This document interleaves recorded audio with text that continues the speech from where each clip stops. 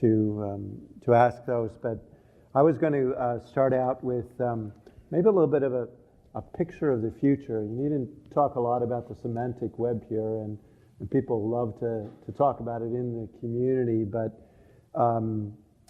you know, from a business like ours where we make our living off of enabling people to use the web and using lots of the standards you've done, you know, semantic web is something we talk about a lot as really transforming the interaction to another level, another breakthrough. And maybe you could quickly sort of let people know what that is, and then maybe say, what's your prognosis for that? Well, you've touched certainly on one of my personal areas of strong interest.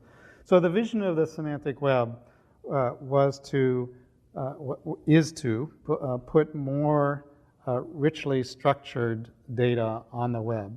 And when we started to do that, we said we need particular representation formats for the structured data, because there aren't existing data file formats that take advantage, that leverage what the web can do for linking data together.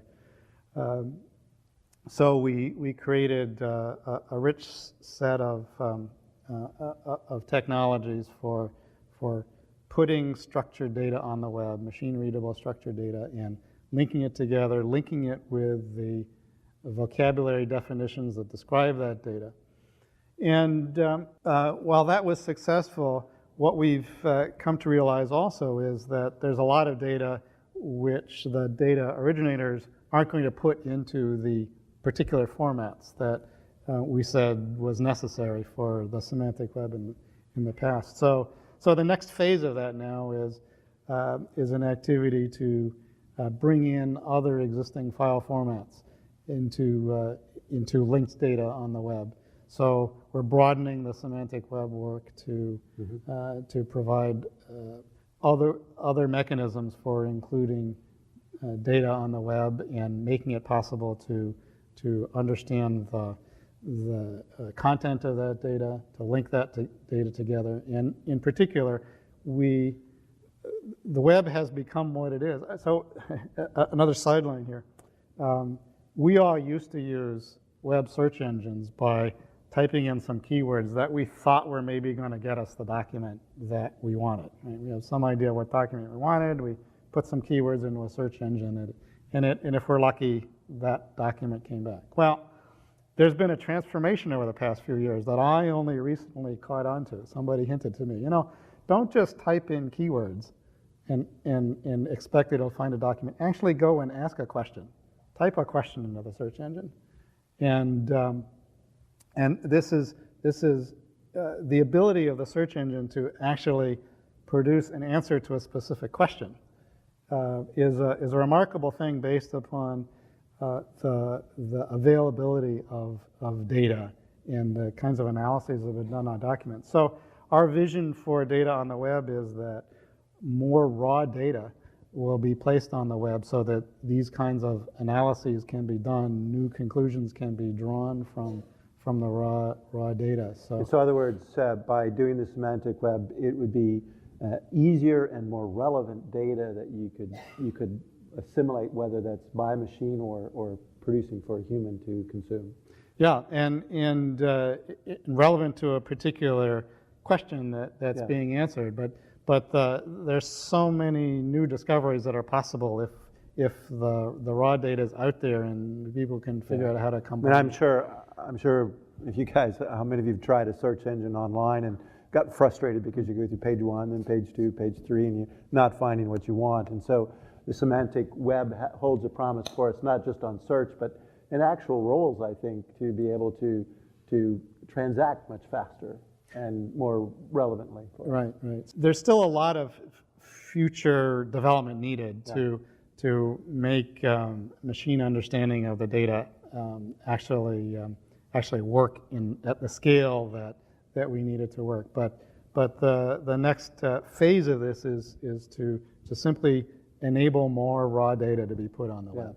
Well, I can say we're investing as a Drupal community very much in this area. The advantage of having 20,000 developers is we have a lot of them that are very excited about semantic web, and they're putting the capabilities, and our next version will be very much consistent with the standards that you guys have been pulling out. I'm pleased to hear that, and the Drupal community has been a very, very good adopter of those technologies. So. At this point, can we open it up to some questions in the audience? We got some mics out here. We can bring them over right behind. We've got someone with a mic. Anybody with a mic? Can we just give one to this gentleman right here?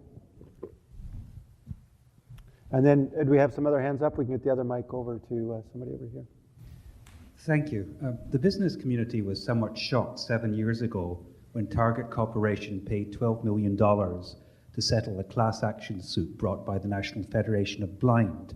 Target's page was deemed inaccessible according to the W3C standards. Since that time, not much has changed. There's been no laws put on the books to pressure companies to follow the W3C guidelines, unless you're wanting to sell to the government, that is. Does the consortium foresee that they will take a more proactive role with legislators in introducing legislation to control how vendors are delivering their products over the web to make them accessible? Well, you've certainly touched on an area that's very important to us, that the web be accessible to everyone, and especially to people with disabilities. Our role is to gather together the technical expertise and the expertise in understanding how to make the web accessible. What techniques need to be put into the content, into the authoring tools for building that content, into the browsers for that people will use to access that content. So our role is to gather that technical expertise together, to find the best mechanisms we can, and then advise the regulatory authorities, advise those who have the authority to create legislation on what is technically feasible and what the best information is. So our role is to gather the technical expertise and then to advise those who will be making the policy decisions. The validator of which I spoke can say whether you're conforming to the W3C's recommendation on what is the best techniques to make your website accessible. The requirement to do that's not our role to define, but we're certainly there to advise those who are empowered to make those regulatory decisions. Thank you. I must admit I was excited to see the validator process. I was telling you earlier about a company I was in called Systenet, and we were working on the interoperability, and IBM and Microsoft used to really fire volleys against each other. So they used us as a Switzerland to say, well, this is the standard around how the W3C standard should be implemented. So if it works with Systenet, it works. But that put us in a very awkward position, and it's nice to have the validator because now you can say, no, that's the way it's supposed to work. Yeah, that's right. We've had some conversations with some of the browser developers who say, it's nice that W3C says, here's how an HTML5 page is best constructed. Here's the technically standard conformant way that an HTML5 page should be written. But if we design and implement our browser so that it only accepts fully conformant HTML, users will not be happy. That's true. Okay, because the web is full of things that are sloppy. Yeah. The web is full of web pages that were written 25 years ago. Well, not would say full. The web has web pages. Oh, that it were is written, full of them. Written 25 years ago. Yeah. And I think I would speculate that a very important advance that the World Wide Web has made to the computer industry is that documents that were written 25 years ago can still be read today. Yeah. Rich documents, structured documents, not just flat text, but and that takes some effort. So a browser manufacturer who's going to say, I only accept standards compliant HTML5 is probably not going to have a big market acceptance. Yeah. But it's important that through validator work, we help people who want to clean up the web as much as they can to clean it up. Yep. We had a question in the back. Yeah, just one quick question. The web currently is really based on keyboard and mouse. Is there going to be a voice version of software, not software, just ability to basically speak to whatever's out there and be able to get the web? And are the protocols going to allow for both voice in and voice out in the future? Should there be, for instance, someone who's blind? Yeah, well, we certainly believe so, and the participants in our voice browser working group certainly think so. So there's already voice output, and that's a large part of the accessibility standards are around making it possible for the accessibility tool, which speaks web content, to know how to speak that web content, because especially today with all sorts of things on a web page, the content that's of interest, direct interest to the user, the accessibility tool should be able to pick that out and speak that content first. But certainly voice input, the technology is becoming available to make that practical. One of our challenges, to speak a little bit to the art of creating web standards, one of our challenges is to define standards for voice input that attempt to generalize the notion of input, so that there isn't, when a different way of providing voice input or a different way of providing gesture input can be represented in the web application, because now we're talking about an application that's running in a web browser, that the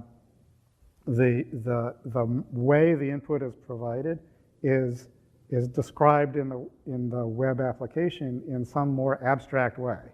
That we're not saying you must click the mouse on this point, but there's an abstract specification that says the user selected this thing, and the way the user selected it, whether by clicking a mouse or whether by tapping with a finger on a touch screen or whether by speaking in some way, the abstract intention of the user is what's described in the web application, and the particular method that the user used to provide that input is under the control of the tool the user has selected. So there's a lot of art to that, and certainly the first pass is always just like click a mouse here, tap the screen here, or speak the following text. But yes, certainly voice input and output is very much on the roadmap. I would argue that our reason for being in Boston is slightly different, but I completely agree with Ralph that today's companies have to learn how to be virtual, and we have employees in 14 different countries, even though we're a small company. I recently spoke with a friend of mine who was the CEO of a company called MySQL, very successful in the database world, and he's got a new company, and we talked about what it means to have a virtual company. He had people in 80 different locations when he was at MySQL. And I recently also spoke with Ray Ozzie, which Boston people probably all know of Ray Ozzie. We started Lotus Notes. He recently received an award from the Massachusetts Technology Leadership Council for his Lifetime Achievement Award. And Ray said, in his speech, as he's done when I've met with him personally, the biggest thing about today's companies are how will you be virtual? Because people today want to work where they want to work. And the web enables that. So it's once again thanks to the work that W3C has done in that area. And I think it's going to be less and less about, are you in Silicon Valley or Boston or anywhere? Are you going to offer the capabilities to grow a company, at least in the tech world, that can be virtual? So with that, I think we probably should close it up on time. And we actually have the award, I believe, that we get to actually give you now. Well, thank you for the rich discussion, Tom and Ralph. It's one of the great areas that we're all interested in because it has an impact in everyone's life. So thank you. Ralph, can I ask you to come up here to the podium with me? We're honored. Actually, your company, the one that you're chief operating officer of, W3C, is a perfect example of what our center is about, innovation and change leadership. And certainly, I think just hearing the conversation, the change that happens with the human interactions and the communications, collaboration leading to innovation, whether it's in business or personal lives, has been touched by this consortium. So it is our honor and our pleasure to present to the consortium and present to you on behalf of for the consortium this year's award. Thank you very much. Thank you.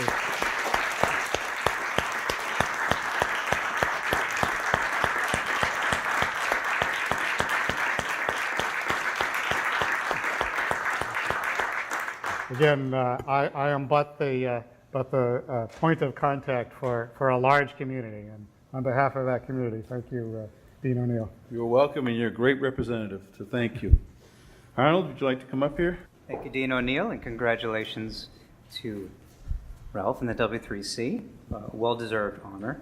I'd like to introduce Colette Dumas, co-director of the Center for Innovation and Change Leadership. Hi, everybody. I have the great job. I'd also like to say thank you to Tom very much for being our moderator. We really appreciate that as well. Thank you. So I have the fun job of inviting you to two events. Next year's Global Leadership in Innovation and Collaboration Award will be November 3rd, and we will be honoring NIPRO. And right now, we'd like to invite you just next door, the Donahue Building, for a reception.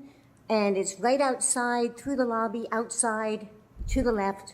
And there'll be people out there who will direct you to the building. Thank you very much for joining us. We'll see you next year.